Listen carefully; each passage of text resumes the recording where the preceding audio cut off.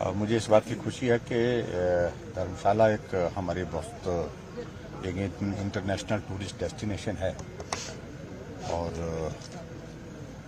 पूरे भारतवर्ष के सभी स्टेट मिनिस्टर्स का जो टूरिज्म डिपार्टमेंट के हैं उनकी एक कॉन्क्लेव यहाँ पर आयोजित हो रही है और उसके लिए केंद्रीय मंत्री जो हमारे किशन रेड्डी जी ने धर्मशाला को चुना है तो उसके लिए मैं उनका धन्यवाद भी करता हूँ और व्यक्तिगत रूप से भी चाह रहा था कि इस प्रकार की कोई एक्टिविटी यहाँ पर हो। पर्यटन के क्षेत्र में अलग अलग स्टेट ने क्या क्या इनिशिएटिव लिए हैं और इसमें कुछ हमारे साझे प्रयत्न क्या हो सकते हैं, उस दृष्टि से इसका एक बहुत बड़ा महत्व है। और हम कल उसमें आज शाम को उसमें पार्टिसिपेट करने वाले हैं। कल तक ये कार्यक्रम चलेगा और हिमाचल में पर्यटन को बढ़ावा देना ये हमारी प्राथमिकता शुरू से रही है और उस दृष्टि से धर्मशाला में इसका आयोजन होना एक अच्छी बात है, मैं समझता हूँ। सर, राज्य स्तर की दृष्टि से बात की जाए तो काफी अहम जो है किरदार हिमाचल प्रदेश में हमने नए इनिशिएटिव लिए हैं टूरिज्म के क्षेत्र में। नई राहें, नई मंजिलें, एक स्कीम हमने लॉन्च की है जिसके अंतर्गत नई डेस्टिनेशन हम डेवलप कर रहे हैं। समय लगेगा उसमें और कोविड के कारण बीच में हम थोड़ा उस तरह से गति नहीं पकड़ पाए, लेकिन फिर उसके बावजूद हमने नई डेस्टिनेशन की शुरुआत की है हिमाचल प्रदेश में। और इसके अलावा जो टूरिस्ट बाहर से आए वो यहाँ के सौंदर्य को, यहाँ के पर्यावरण जो बहुत अच्छा है, उस सारी चीज को देखते हुए ज्यादा देर तक ठहर सके, इसके लिए भी कुछ प्लान्स किए हैं।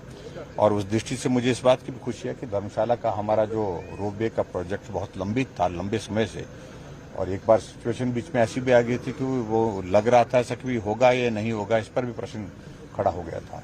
लेकिन हमने स्टेट गवर्नमेंट की ओर से, अपनी ओर से जो कोऑपरेशन उनको पूरी दी और उसके परिणाम स्वरूप जो है 207 करोड़ रुपए का धर्मशाला का हमारा रोपवे का प्रोजेक्ट जो है वो पूरा हुआ और आज वो चल रहा है।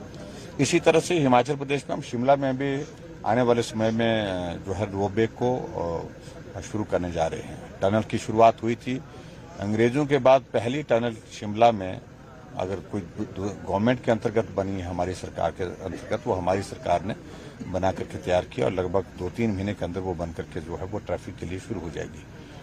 और मुझे इस बात की खुशी है कि रोपवे की एक अच्छी हमको हिमाचल प्रदेश के लगभग 1500 करोड़ रुपए की जो स्वीकृति इन प्रिंसिपल जो स्वीकृति हिमाचल प्रदेश को मिली है और इसके कारण जो टूरिस्ट डेस्टिनेशन के लिए हमको उसका बहुत बड़ा लाभ रहेगा। सर, कांग्रेस जो है वो भर्तियों को लेकर के सवाल खड़े कर रही है कि जो 15 सितंबर को जो रिजल्ट निकला है, बाहरी प्रदेशों के लोगों को रोजगार दिया जा रहा है, जबकि ये जो है प्रदेश के 15 सितंबर को सर हेल्थ डिपार्टमेंट में जो नियुक्तियां हुई हैं सरकारी क्षेत्र में उनका आरोप है। ये पूछना चाहिए कि पूरी जानकारी के साथ बताएं कितने डॉक्टर पास से आए।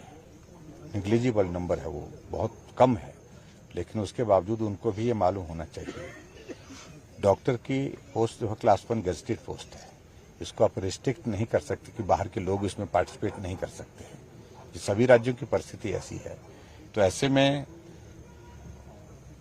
जो हिमाचल के बच्चे जो इसमें रिटन एग्जाम के लिए गए थे, उनका नंबर काफी बड़ा नंबर है और मुझे इस बात की खुशी है कि हिमाचल के बच्चे आगे बढ़ रहे हैं। पंजाब में एक यूनिवर्सिटी में एमएमएस का मामला आया है, हिमाचल में भी उसके लिंक जुड़े हैं, कुछ अपडेट इसमें?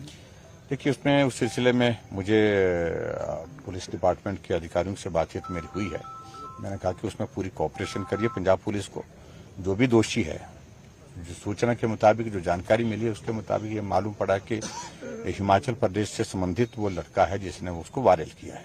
उसके खिलाफ कानूनी कार्रवाई करेंगे और पूरी हम पंजाब सरकार को उसमें पूरा कोऑपरेशन देंगे निश्चित रूप से, क्योंकि गलत काम किया है तो सजा मिलनी चाहिए। लंपी वायरस पर भी जो है कांग्रेस घेर रही है सरकार को कि गौवंश की बात करने वाली भाजपा जो है इसमें नाकाम रही है और लगातार युद्ध स्तर पर काम किया हमारी सरकार ने। मैं ये कहना चाह रहा हूँ कि इस प्रकार से वो अनावश्यक रूप से इस तरह का दोष ना दे।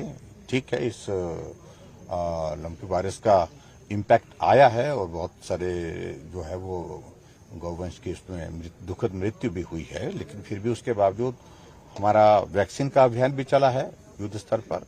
और उसके बाद जहां अगर वायरस आ गया है तो वहाँ ट्रीटमेंट का भी इसमें अभियान चला हुआ है। सर, इसके अलावा यदि बात की जाए, एक नया ट्रेंड शुरू हुआ है काले झंडे दिखाने का, चाहे मुख्यमंत्री हो चाहे कोई भी केंद्रीय नेता हो, लगातार ये बढ़ता जा रहा है, इसको लेके क्या कहेंगे? ये संस्कृति जो है बंद होनी चाहिए, मैं यही कहना चाह रहा हूँ।